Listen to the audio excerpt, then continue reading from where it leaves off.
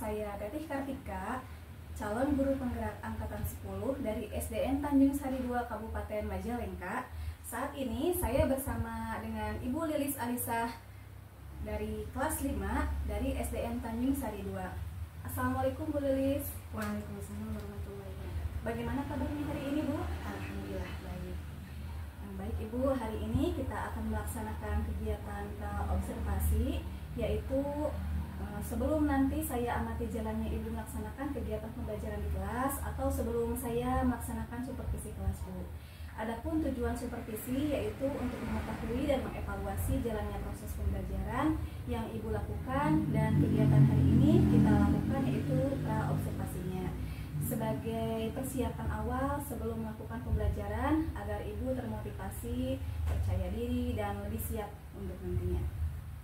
Ada beberapa pertanyaan yang akan saya sampaikan kepada Ibu. Yang pertama terkait nanti pembelajaran yang akan dilakukan, yaitu mata pelajaran apa Bu kira-kira? Mata pelajaran bahasa Indonesia. Ya Bu, mata pelajaran bahasa Indonesia. Untuk tujuan pembelajaran sendiri bagaimana Bu? Apa yang akan atau ingin Ibu capai dari pembelajaran bahasa Indonesia ini? Peserta didik yang percaya diri dalam mengenal karakter unik, menghargai karakter unik teman, serta menunjukkan integritas dan berakhlak baik dalam lingkungan belajar dan sosial melalui berbagai kegiatan bersama. Serta peserta didik bisa atau mampu mempelajari dari sinonim dan antonim serta makna awalan P. Berarti sinonim dan antonim, kemudian makna awalan P ya Bu. Nah, baik Bu, untuk area pengembangan yang hendak dicapainya bagaimana Bu? Pengetahuan dan keterampilan. Nah, untuk pengetahuannya bagaimana Bu? Untuk pengetahuan, area pengembangan pengetahuan yaitu melalui pemahaman materi, sinonim dan antonim, serta awalan makna P. Kemudian untuk keterampilannya bagaimana Bu? Untuk keterampilan yaitu melalui prestasi dan diskusi. Ya, seperti itu ya Bu. Nah, kalau untuk strategi yang dipersiapkannya, bagaimana terkait strategi, kemudian metode dan juga modelnya Bu? Untuk strategi yang akan saya laksanakan yaitu pembelajaran berdiferensiasi yang terkait dengan sosial emosional. Kemudian model pembelajaran yang saya gunakan yaitu menggunakan PBL. Kemudian metode pembelajaran yaitu diskusi, presentasi, dan tanya jawab. Untuk nanti ketika pembelajaran, media apa yang akan Ibu gunakan?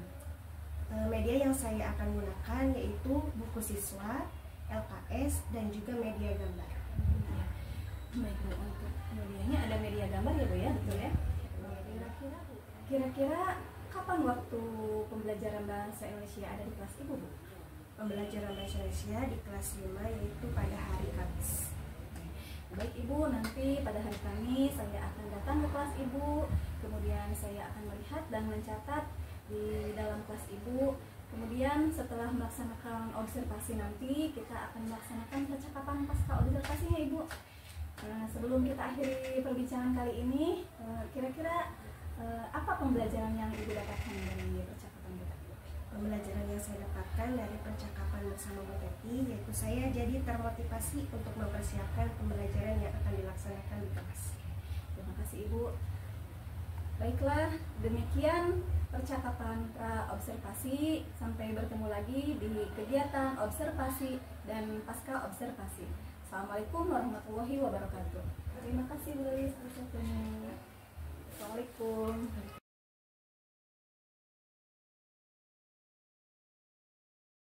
Assalamualaikum warahmatullahi wabarakatuh. Waalaikumsalam warahmatullahi wabarakatuh. Selamat siang semuanya. Siang Bu.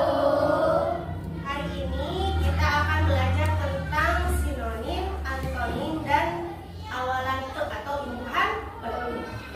Tujuan pembelajaran kali ini kita atau kalian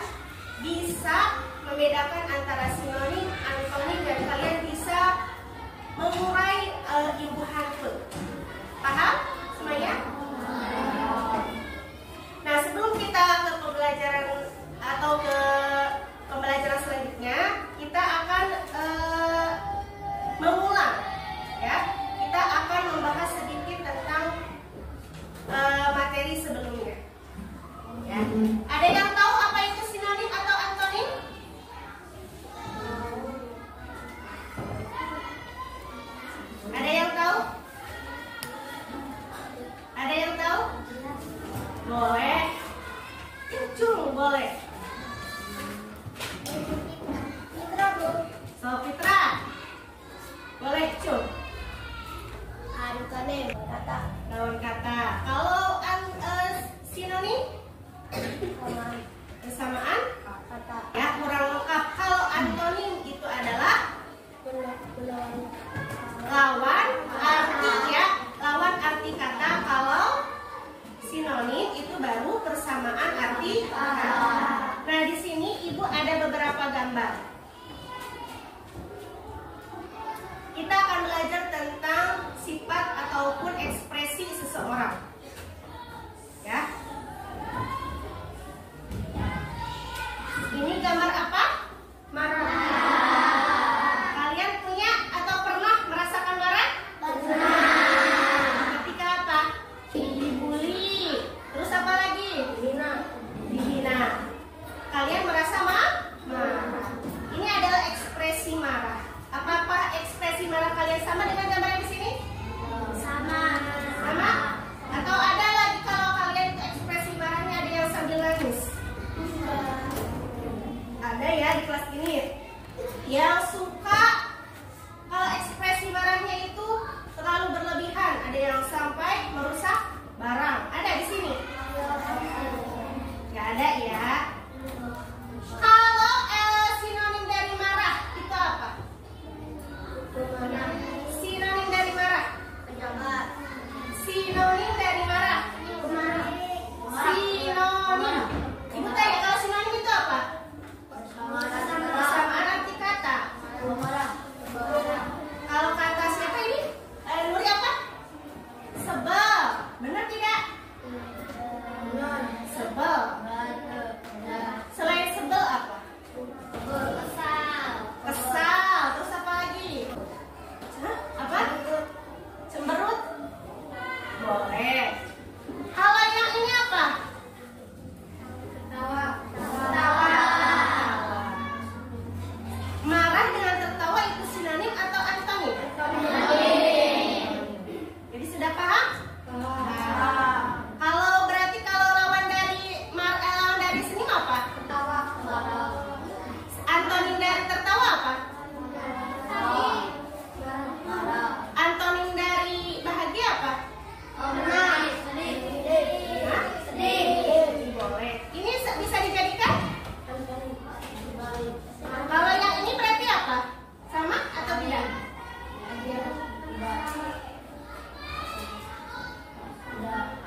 Jangan bisa kalau sama atau ini, tapi sebutkan antonim atau sinonimnya. Sinonim. Apa? Kalau yang ini orang sedang apa? Sedang apa? Tidur.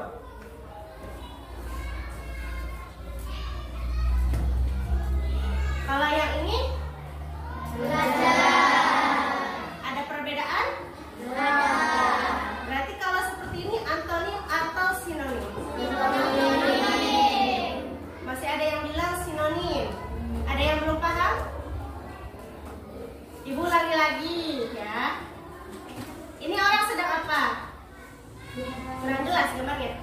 Ini ada orang sedang melihat truk belanjaan yang belanjaannya sangat banyak. Terus dia melihat truk belanjaannya itu sangat sedih. Karena apa? karena kemahalan Kemahalan. Boleh. Terus kenapa lagi? Banyak ya.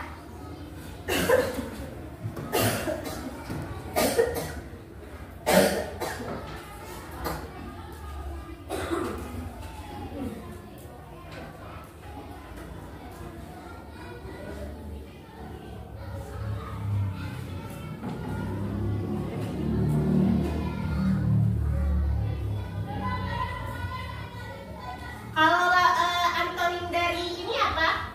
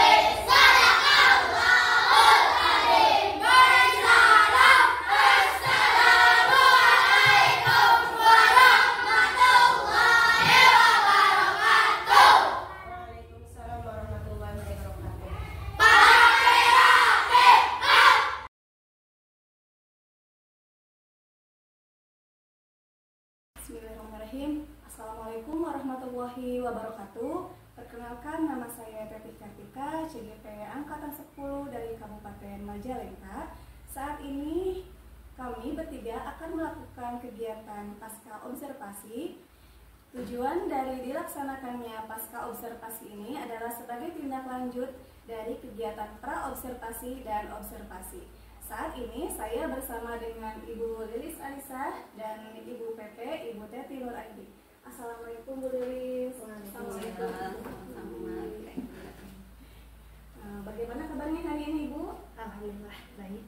Ibu bagaimana kabarnya hari ini? Alhamdulillah baik, luar biasa. Semangat Teh. Ya, terima kasih kepada Ibu Lilis atas waktunya dan Ibu Pepe juga atas waktunya.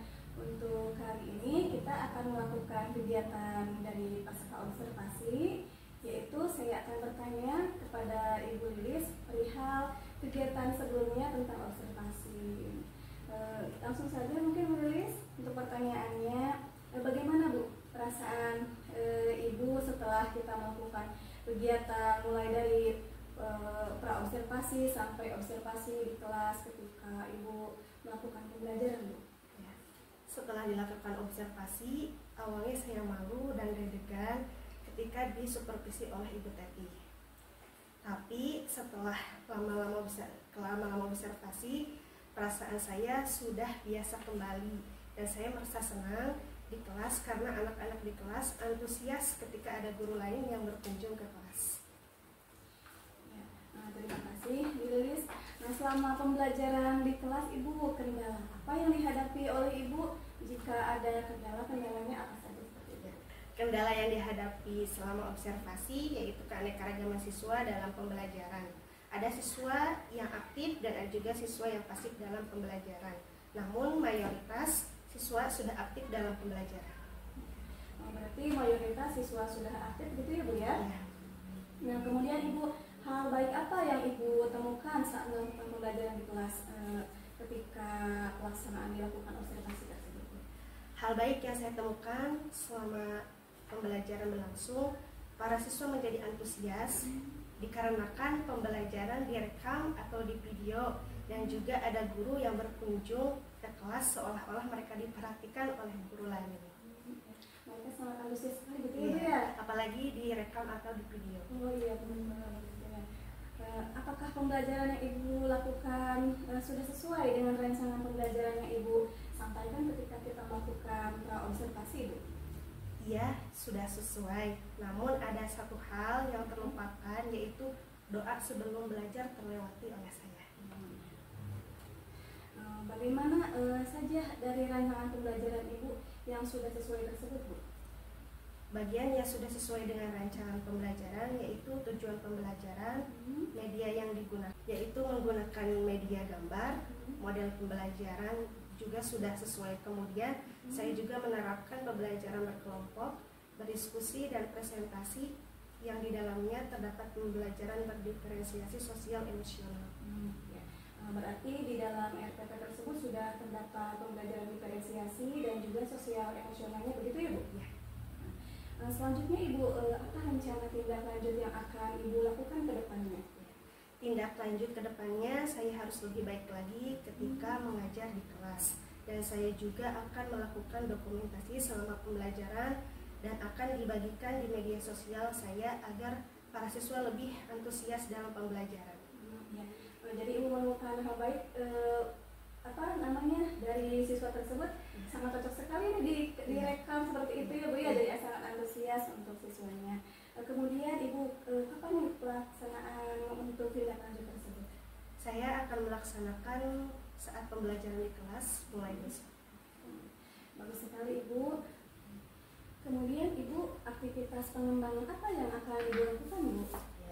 Aktivitas yang saya akan kembangkan yang pertama yaitu membaca literasi tentang siswa yang pasif, tentang strategi pembelajaran di kelas. Siswa yang pasif gitu ya, untuk literasi gitu ya. Tujuan yang hendak dicapainya apa Bu? Tujuannya yaitu agar anak di kelas itu yang pasif lebih aktif lagi dalam pembelajaran di kelas. Untuk anak supaya lebih aktif lagi seperti itu ya Bu. Nah, nanti untuk ukuran keberhasilannya seperti keberhasilannya yaitu pembelajaran di kelas itu lebih aktif lagi dan lebih menyeluruh aktif kembali. Dari kegiatan yang akan Ibu lakukan, apakah Ibu memerlukan faktor pendukung? Kalau ada, seperti apa, Bu? Ya, faktor pendukung yang saya perlukan yaitu yang pertama dari media elektronik, itu laptop, HP, dan HP juga pasti memerlukan kuota. Jadi mungkin saya perlu pulsa juga. Kapan itu waktu pelaksanaannya, Bu, untuk literasi ini? Untuk literasi ya segera mungkin, karena literasi kan bisa dilaksanakan kapan saja.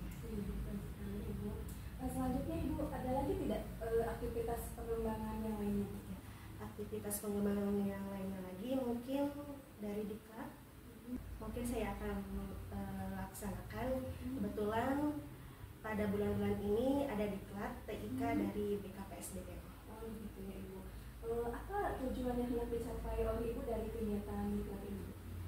Yaitu untuk melatih dan menambah wawasan saya dalam pembelajaran di kelas.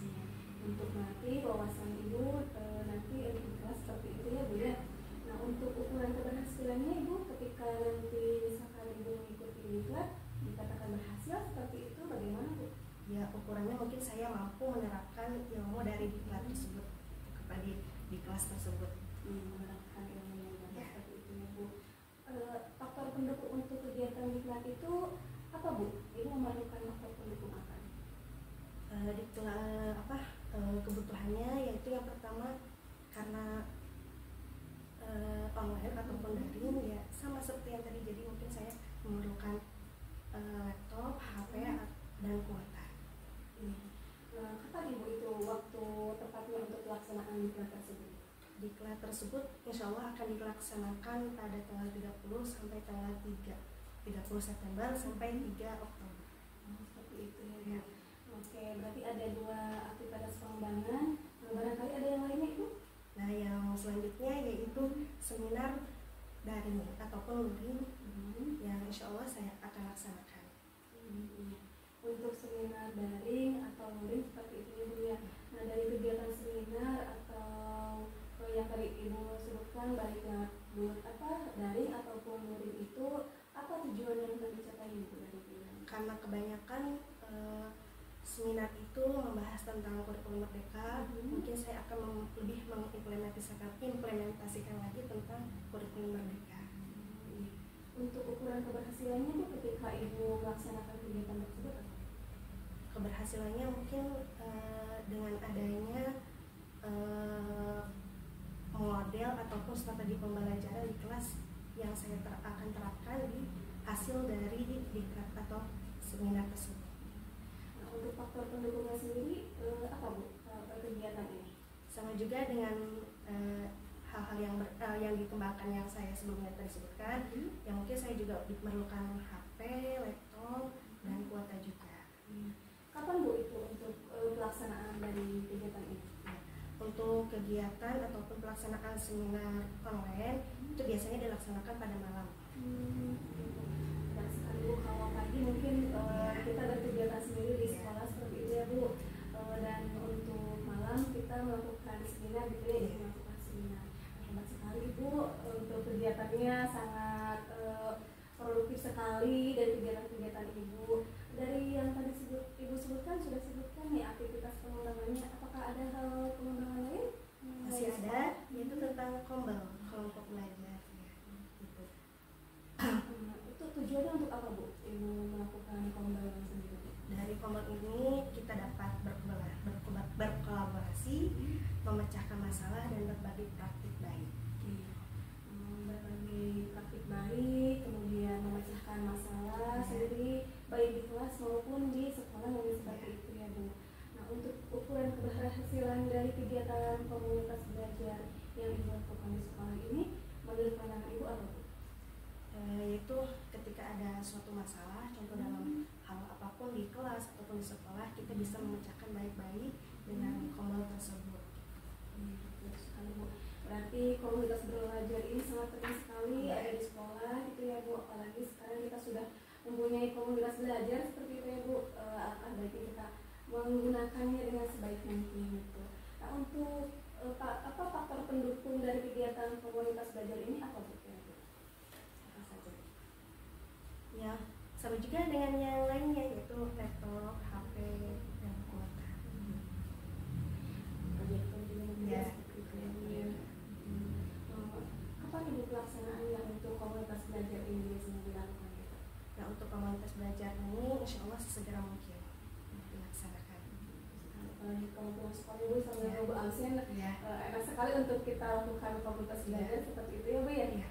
Oke, selanjutnya aktivitas pengembangan ada lagi? Barangkali aktivitas pengembangan yang lainnya bu? Ada yang terakhir yaitu saya mungkin juga bisa berkolaborasi dengan Ibu Eti yang sebagai calon guru penggerak. Jadi saya mungkin bisa berkolaborasi tentang strategi pembelajaran di kelas, tentang masalah-masalah yang di kelas yang saya hadapi juga.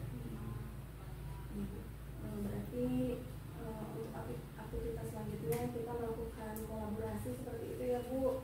Bukan hanya ibu saja, mungkin saya juga perlu sekali berkolaborasi dengan ibu sekali-kali waktu untuk berkunjung juga ke kelas saya, melakukan observasi di kelas saya, dan mungkin nanti murid-murid saya juga akan sangat antusias sama seperti di kelas ibu. Ketika saya datang ke kelas ibu, mereka sangat antusias sekali untuk dilakukan observasi, dilihat lagi pembelajarannya gitu ya bu. Apalagi ketika ada on kamera mungkin seperti itu ya bu, mereka sangat antusias sekali seperti itu ibu. Ya, terima kasih ibu. Nah, ibu Lilis, bagaimana nih percakapan kita hari ini dari pasca observasi ini? Apa kesimpulan yang ibu dapatkan dari percakapan bincang-bincang kita kali ini? Menurut saya kesimpulan kegiatan ini merasa senang setelah diobservasi atau disupervisi oleh Ibu Teti, dan saya merasa menambah wawasan ilmu saya dalam pembelajaran di kelas. Jadi alhamdulillah sekali ibu merasa senang gitu ya bu ya, kita berdiskusi seperti ini, dan kemudian ibu juga mendapatkan pembelajaran dari kegiatan ini, dan alhamdulillah sekali saya juga mendapatkan pembelajaran dari ibu ketika kita melakukan dari awal observasi, kemudian observasi sampai di titik kita melakukan pasca observasi seperti itu ya bu. Nah, ibu terima kasih sekali atas waktunya, dan saya tunggu kabar baiknya dari tindak lanjut untuk ibu terapkan nanti di dalam kelas, dan semoga akan terus berkesinambungan seperti itu. Dan pembelajaran juga untuk saya bahwa ketika kita melakukan pembelajaran di kelas harus sesuai dengan rancangan yang telah dibuat sebelumnya seperti itu ya bu ya. Nah, untuk pengembangannya juga sangat menginspirasi sekali untuk saya ibu, atas pengembangan terutama nanti di komunitas belajar mungkin kita akan melakukan kolaborasi seperti itu ya. Terima kasih atas waktunya ibu, semoga ibu sehat walafiat. Terima kasih sekali ibu BP atas waktunya, semoga sehat walafiat.